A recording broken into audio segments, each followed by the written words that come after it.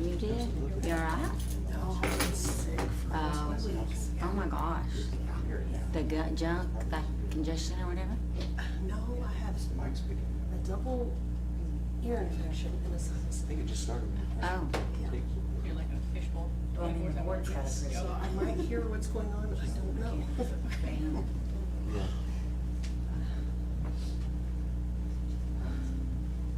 Yeah, I can look at some like mitigators, Yes. sound, yeah. acoustic blockers. Let's give Dr. Traver just a few more minutes, because she didn't say that she wasn't, she confirmed the time with me. Is David coming? Dr. Traver. David? David? Yeah. No, he's at training at Lehman. Oh, okay.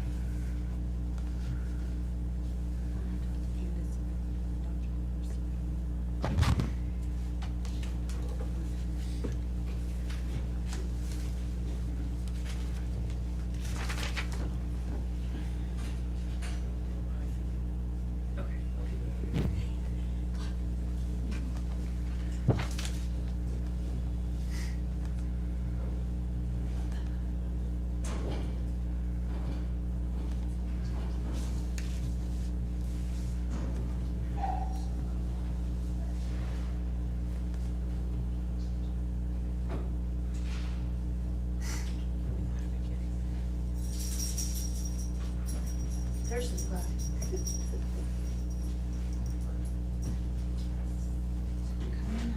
I'm gonna keep my distance from you, Amy, because I've been really sick. Did you want to shoot one? I'll have to, if I can be in the corner, how many keeps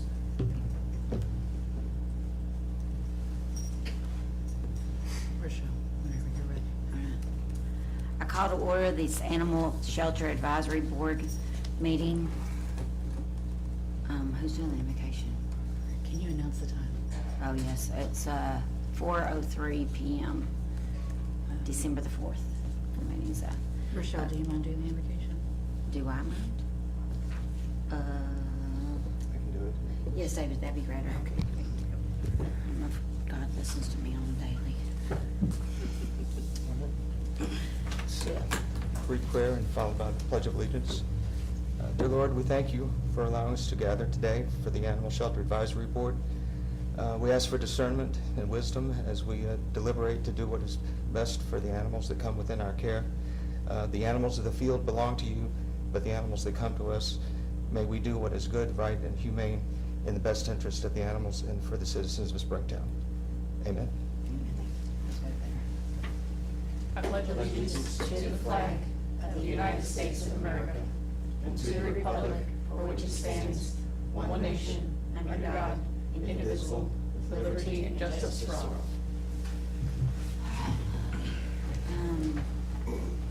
Citizens' comments, I'm sure. No one has signed up. Okay. Consent agenda, approval of the October 21st, 2025 Animal Shelter Advisory Board meeting minutes. And I believe a copy was left at each place. Yeah. If you don't have one, please let me know.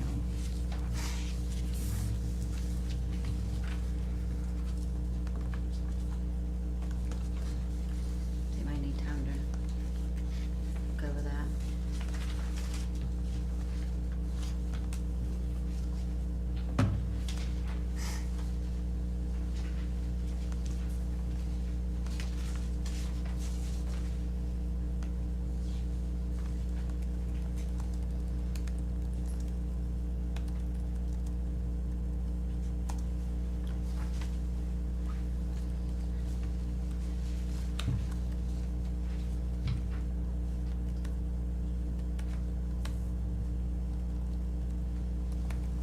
Entertain a motion?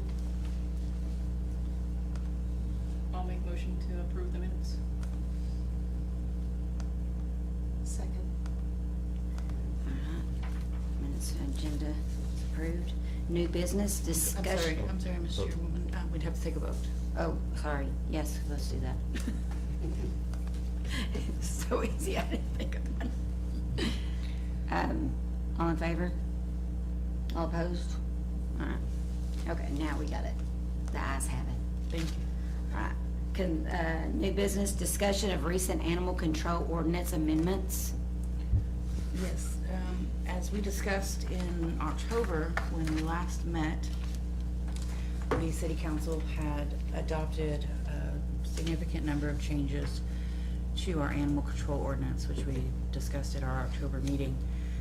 Later that month, 2 days later, at their October council meeting, came the final set of changes, particularly related to what we have deemed community cats, which would be our feral cat population, for lack of a better term. These are cats that don't typically have owners. They roam fairly freely throughout the city, and what regulations are required in order to continue placing food out for those animals. I think everybody is kind of familiar with the circumstances that prompted the need for some additional regulations. We had instances of these cats coming onto private commercial property, particularly a restaurant near the park, causing some issues there. We also had an issue with someone on a bicycle in the park. They were being harassed by a gaggle of raccoons because the raccoons were there feeding on the food that was left out for the cats. So specifically, some of the regulations that everyone got together and decided would be most appropriate for these circumstances was that you can place food and water out. However, it has to be picked up daily, and then there's certain areas of exclusion, for lack of a better term, particularly in relation to the park. It has to be a specific number of feet from the trails where, or picnic tables or play structures or that sort of thing. When we did the ordinance amendments in September, we had passed some areas of exclusion, particularly related to restaurants, which is 100 feet. You can't place food within 100 feet of a restaurant or anywhere that a human would sit to consume food. So that would also include like your picnic tables, restaurant patios, if those are separate from the building, would be protected. And we had a lot of community participation that evening at the council meeting. I was not able to be there, but I did watch online, and most everyone in the audience seemed to be amenable to the proposed changes. I think there was some confusion going into the meeting by some members of the public, but once they realized that we were not doing an outright prohibition and that simply trying to better regulate the requirements and the regulations and give our animal control officers some more tools in enforcing those regulations, everybody seemed amenable. We had one citizen that still had some questions after that meeting, and she came in the next week and met with myself and Mr. Miller, our city manager, and we were able to address those concerns. So as of right now, we've not heard any significant feedback on the negative side. We've actually heard a lot of positive reinforcement. And so I'll real quick run through some of the particulars.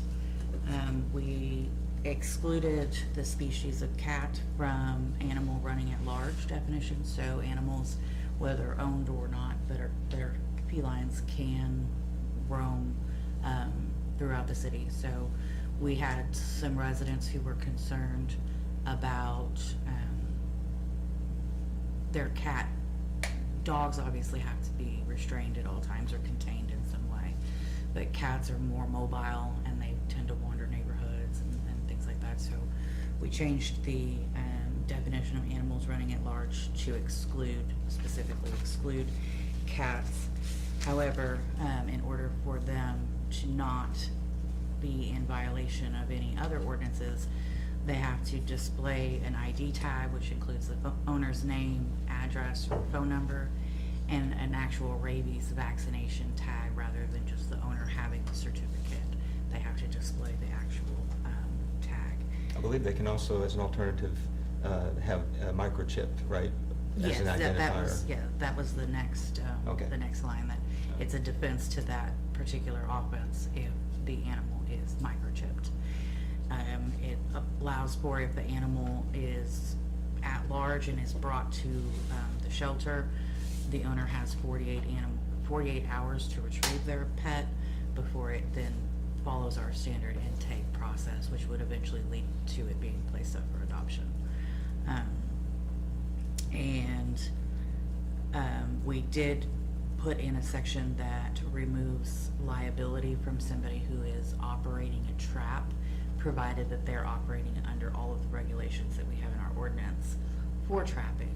So essentially, if I choose to let my cat wander and my neighbor has set out a trap for feral cats and my cat happens to get caught up in that trap, my neighbor is not liable for that, provided that they follow the process required to use those devices in the city limits. And then section 201022, which is feeding of community cats, is what we were specifically talking about earlier. As long as they're following the following restrictions: feeding is prohibited within 20 feet of a park trail, is prohibited within 75 feet of a park playground, pavilion, or picnic table. Feeding is prohibited in any location for which feeding of animals is likewise prohibited by the ordinance. So basically, if there's another section of our ordinance that prohibits feeding, that this type of feeding is also prohibited under that section. Food must be above ground in bowls or containers. So we had some individuals who were going out and just throwing food on the ground. That's obviously difficult to clean up, and then it rains and it can get moldy and attract flies, and it can be a nuisance of another kind. So they have to be in containers, and then those containers must be removed prior to sundown or dusk every day. And some of the other changes that were in here were more administrative and kind of clearing up some potential conflicts in the way the ordinance was worded, but that's really the meat and potatoes of the changes that were made in October. So I'll be happy to entertain any questions. No action is needed for this item. It's purely a discussion item. Yes, ma'am. Of course, you know me. I'm just curious about the tag versus the certificate, but, so it made sense at first that you could see the tag for Mhm. cat roaming around. So you see the tag, but that trumps the certificate. However, you would accept a microchip. That's just for identification. You still need the rabies tag outright. You must have the rabies tag. Tag don't matter. Well, Tag is jewelry. understood. But I've had tags in Oklahoma that were for a pit bull that was on a papillon. Understood, and I understand what you're saying. So in order to be in compliance with our rabies vaccinations section, Mhm. just in general, yes, they have to have the certificate. The tag is specifically if you're going to allow your cat to wander freely, that it has to display the tag. What if you have a breakaway collar and it gets caught and now the tag's gone? That would be an unfortunate circumstance. And very common in outdoor cats. And it is. I think that if you're going to allow your cat to wander, that's a decision that you have to make on whether or not you want them to have a breakaway collar that may put you in violation of the ordinance, or you don't want your cat to wander because you want them to have a breakaway tag. Okay. Thank you.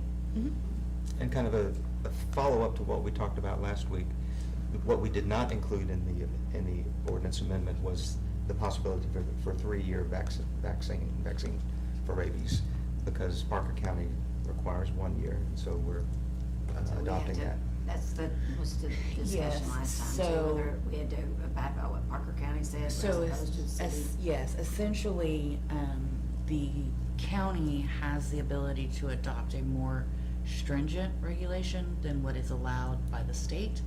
And if they do so, then we are bound to not adopt anything that is less stringent than what the county has. City could say every 6 months, but they can't see longer than a year.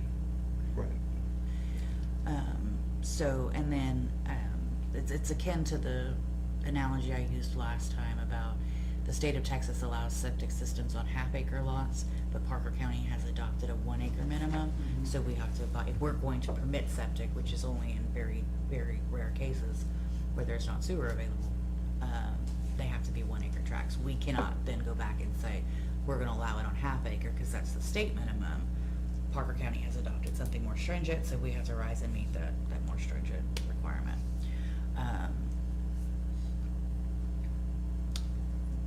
Any other questions on this item?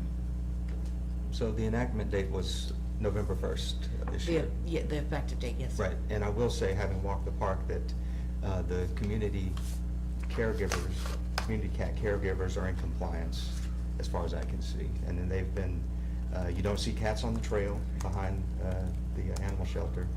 The bowls are put very close to the edge of Walnut Creek there, and you just don't see them nearly as much. You don't see the cats nearly as much now. But they're being fed. So I think Everybody wins. we've been effective in that, yeah, I think so. I know when we were on for council, we could click on our little deals, but we don't get these reports in our email, right? So you do, we sent that out, I sent that out Sunday. Okay. I will say, just for a matter of clarification, if someone is trying to access it through our portal, we have a staff member who's learning how to use this system, and they inadvertently published the minutes for this meeting, which then removed it from being able to actually go through the portal and see it like you normally would for an upcoming meeting. There's no way to go back and unpublish it. Okay. So if you were just logging into iCompass and trying to find it on the home page, you wouldn't be able to. It's still there if you go through other avenues to find it, and we are live streaming. I checked that before we got in here. But yes, Sunday you should have received an email that has a link that has the entire agenda packet. Okay. If you didn't, after the meeting, let me check and see what email address it's going to make sure that you're getting it. Well, like my water bill sometimes goes to the junk. I'll check it, Yes. but I don't recall seeing it, but Okay. it doesn't mean I checked it. I didn't see the agenda, cause I hit you up about the time. I was Mhm. like, is that 3:30? So, yeah, so But I didn't see the agenda. I The just- email that you got from me Yes, ma'am. has a link at the bottom that has the date, and if you click that, that will pull up the agenda. It's not an actual attachment to It's the on the email. little calendar envelope. So yeah, that would have been a meeting invite that somebody sent out, but, Sunday we sent out the agenda. We can look at it after the meeting and see if Make if sure. there was some kind of glitch. I will tell you, there wasn't really much attached to the agenda Well, I just packet. want to be able to look up the things that we discussed just now about the new amendments to the Yeah, animal control. I can send you a Ordinance. link to where those are. Okay, Yeah. because if somebody asks me, No, I completely understand. because we're, what we hear. So, Well, if there's no more questions, we can move on to item 2. item number 2, discussion of ongoing animal control projects. Thank you. We have several ongoing projects. One, as you guys are aware, the city council funded a part-time vet tech position for our shelter for the 25-26 fiscal year. We have a veterinarian that has agreed to provide the required medical supervision for that position, and we are negotiating the final details of a contract with them. I actually have a meeting with them tomorrow. The council authorized the city administrator to go ahead and negotiate and finalize that agreement unless there's something so significant that we need to bring it back to the council to have it reapproved, essentially.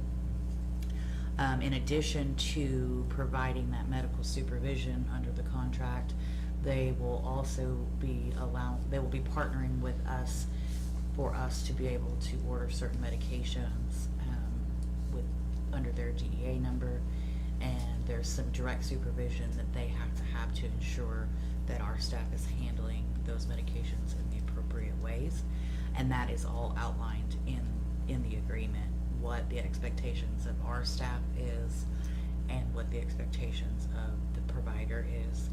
And like I said, as of right now, it's not a finalized agreement, but I suspect that by the end of December, it will be. Okay. And once we have that agreement signed and finalized, then we'll be posting for that vet tech position so that we can start hiring that individual. Okay.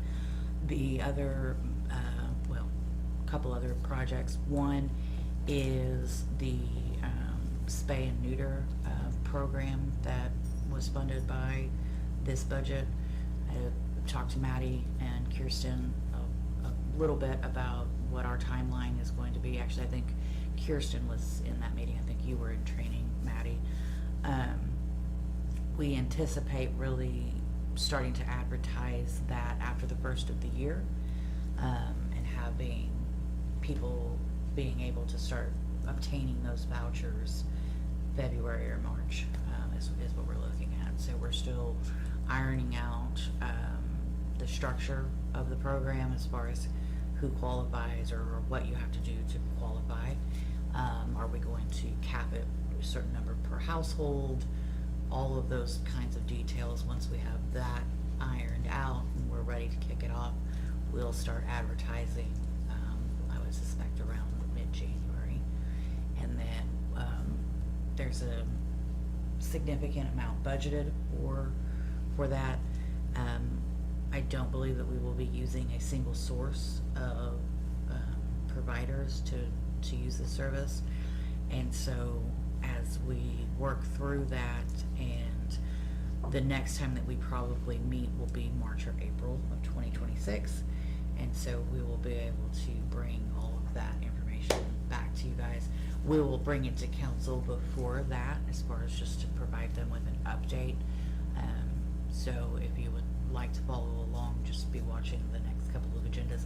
It won't be on the December agenda, it'll likely be on the January agenda for council, which is the fourth Thursday of January. So, and of course, if you have any questions in the meantime or suggestions, feel free to reach out to either me, Mr. Miller, or Maddie, and let us know any thoughts that you have on that.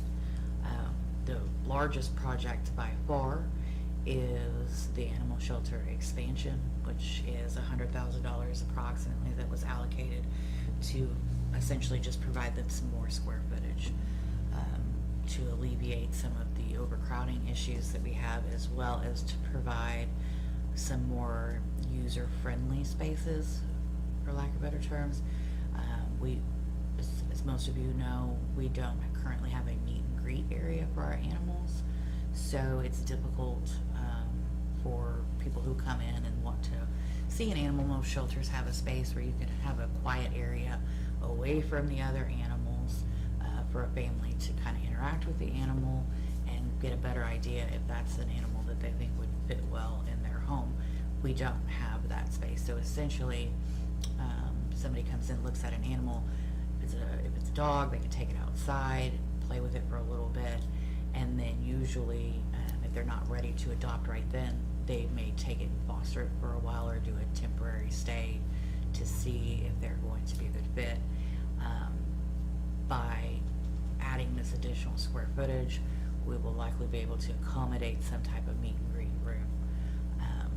The details of that is Mr. Miller is working out with our architect, Ron Hobbs.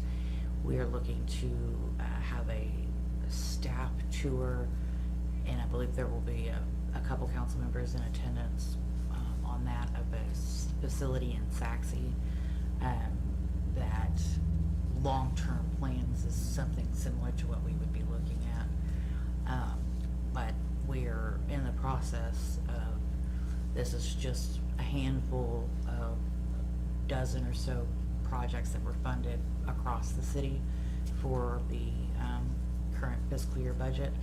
So we're in the process of getting all of those project schedules together and putting them into a project tracking software to where we will have both internal and external reporting mechanisms so that people will be able to follow along to see what the long-term schedules of these different projects are and where we're at. If working in municipal government has taught me anything, it's just that you can plan very, very well, and if you're lucky, you will get it done within 6 months of when you originally planned to have it done. There's all kinds of things that can come up outside of our control. This one, since it's all local funding, we'll have we'll be less likely to have some of those roadblocks. Usually, when we see those kinds of delays, it's because we're working with state or federal funding, which has all kinds of red tape and requirements. But this is all local funding that we're utilizing for this project, so we have a lot more control over the schedule. So we will definitely have a much more concrete update for you guys at our spring meeting if we're not already moving into construction at that point. So, if you guys have any questions about any other projects or about those projects, I'll be happy to answer them. If not, we can move on to the next Okay. item at your pleasure. Was Mr. Hobbs the architect for the Sachi? I believe he was, yes. Okay. And do we have an idea of where we would be placing this expansion area? If we do, I am not aware of a location being determined, other than it will be near the current shelter. Okay. It won't be off-site somewhere else. Like an add-on? Either an add-on or a portable building of some kind. Essentially, we just have to get them some more square footage. If the council is not quite ready to move forward with a new shelter, and they would like to do some more due diligence on that in the meantime, because even if we had a project funded today, you're talking 2 to 3 years of construction and move in and all of the design and everything before we're turnkey putting animals in that new structure. This is meant to be a bridge between now and then. It likely would not be the end of any mitigating expansions that we do, depending on how long out we would be looking at for a completely new shelter. But that's what has been authorized for this fiscal year. We will start budget preparations for the 26-27 fiscal year in April. That's when staff really starts talking about what we're gonna be looking at for the next budget year. We also have a budget workshop with the council in April. We call it our mid-year workshop, and that's where we get their priorities for the first time for the coming fiscal year. And then we work through the adoption process in July and August, and then the new budget kicks off October 1st of every year. So from now until September 30th, we have $100,000 to get them some additional square footage, which nobody disagrees that they desperately need. It's just what is the most efficient way to spend that to get them what they need and help bridge the time between now and if there will be a new shelter in the future. Is the 100,000, is that just for the building itself, or is that so we can get all the kennels inside as well? So that is gonna be for the entire project, whatever is needed. If we need to buy new furniture, equipment, if we need services run through there, like if for some reason you need some type of internet service or data cabling, all of the things that we will need to make that an operational space will be funded from that $100,000. Is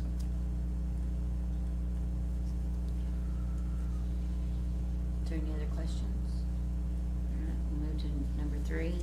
The animal control officer will deliver a report on the status of the shelter. Maddie, you're on. So for this, it's just gonna be through October and November of this year. Our intakes, we had 15 owner surrenders, and we had 35 strays come in with a total of 50. Our community issues, we only had 75 animal complaints and 1 animal bite. The animal bite did happen in the shelter. It was a cat that was sent off for a rabies submission, and it has come back negative. Yeah, you're good. We did our TCAP event. We saw 89 animals in 2 hours, and a lot of people were asking for it to come back, so we're gonna do it again next year. We're gonna do it in the spring and the fall. I don't have dates yet, but when the dates are coming, we will publish them out for the public to see. Okay. For our animal outcomes, we had 24 adoptions. We had 7 humane euthanasias, 6 of them were for cats for medical, and 1 dog for behavioral. We had 11 animals that were returned to their families. We had 12 transferred out to the Humane Society, and 1 wildlife release, which was a cat for TNR, and a total of 55, so higher than our intake. At the end of November, our animals that we had in the care, we had a total of 17. 11 were available for adoption, and 6 were still on stray hold. That's all I have for them. So you said only 75 animal complaints? That's, pretty good. it is, okay, That's less than what we normally have. really? That's unfortunate, I would think there wouldn't be that many, but I guess that people just. I mean, it's kind of the holiday season with everybody moving and going everywhere they need to. Yeah, What kind of constitutes animal complaints? People calling in for stray dogs, found animals, deceased animals, just kind of everything that we have around town. I don't know if it's like barks and. No, we haven't had many noise complaints. interesting. Would that go to the police or to animal control for a noise complaint? If it's animal related, it will come to us. So if there's constant barking of the animals, then we'll go out and take a look at it. Okay. Well, they do it in my neighborhood because it's cold outside and makes people leave their dogs and cats outside and they cry and carry on all night long. It's good times. So for the adoptions, 24 adoptions, how many of those are directly from the shelter and how many of those are fostered then adopted? I want to say that most of these were foster to adopted. Generally, what we've been having a lot lately when we do offer that as an option, a lot more people are more willing to foster the animal, see if it works out, and then they'll adopt it within a week or two. Oh, Okay. Yeah, so So they how- like that option a lot. How do you get the potential adopter and the animal together? We use Facebook, Our Shelter Love. We are also using Pet Finder as well, and then sometimes we'll just have people walk by. We'll take them out to the meet and greet yard with the dogs, cat room for the cats, Yeah. and we'll see which ones kind of work best for them. So the foster brings it to the shelter and then the potential adopter would see it? Yes, if it's gonna be just a foster situation, yes, we bring that foster animal back, and then we'll have them separate where the adopter sees the animal by itself and the foster is not in that situation. If it's Okay. a foster to adopt, the animal has gone home with a possible adopter as a foster, and then the adopted in-house. Okay, very good. And if foster fails. Right. Yeah. Like That's a foster possibility kids. too. I can attest to that. Me So too. can Rochelle. So can I. So the transfer out to 12, to where? Where do they transfer? Humane Society. Fort Worth? Yes, we use the Okay. North Texas Humane Society. We've been partnering with them for a couple of months now. Anytime we get full, I just send them an email, and they try to see how many animals they can pull to relieve us. Okay, good, that's a good relationship. It Thank you. absolutely is. That's a good avenue to have. Oh, yeah. All right. If that is all, we're ready to adjourn. I'll make a motion. Second? Okay, great. All right, all in favor? I got, 4:34, 31 minutes. Maddie, do you mind hitting the switch on the back of that board? Thank you. I'm gonna look at my email.